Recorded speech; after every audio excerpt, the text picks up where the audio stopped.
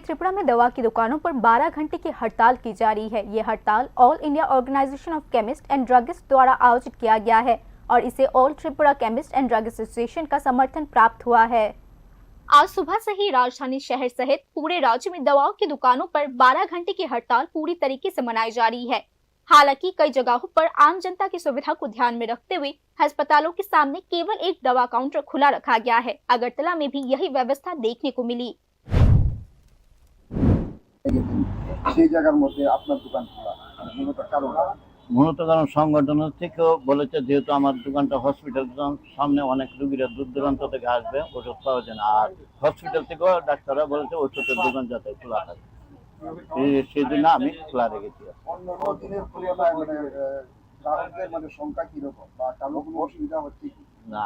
এই গ্রাহকদের কোনো অসুবিধা হয় না। আমি যতটুকু পারি এই ওষুধটা এখানে নিয়ে এসেছি যারা সবাই থাকতে পারে, ওষুধ পাওয়া যায়। আর সবসময় যেটা আছে এটা থেকে একটু বেশি ওষুধ দেখেছি আসতে, যাতে অন্য দোকানগুলো যেহেতু বদ্ধ এই দোকানে আসবে তখন সবাই ওষুধ দেওয়া যাবে আশা করি। শুধু হাসপাতালের সামনে একটু করে ওষুধের দোকান খোলা থাকে?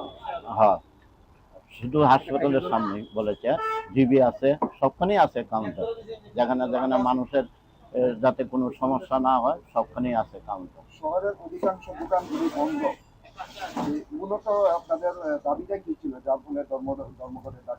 এটা সংগঠন সবটা ঠিক করে বলতে পারবো, আমি সবটা এই নিয়ে বিশেষ कुछ बोलते पारबो। रिपोर्ट के अनुसार राज्य भर में लगभग 3500 दवाओं की दुकानों ने आज की हड़ताल पूरी तरीके से अच्छे तरीके से मनाया। आज ये देखना बाकी है कि क्या इस हड़ताल के मद्देनजर प्रशासन ऑनलाइन दवाओं की बिक्री और मिलावटी दवाओं के मुद्दे को हल करने के लिए कोई कदम उठाती है, जिसमें जांच शुरू करना भी शामिल है।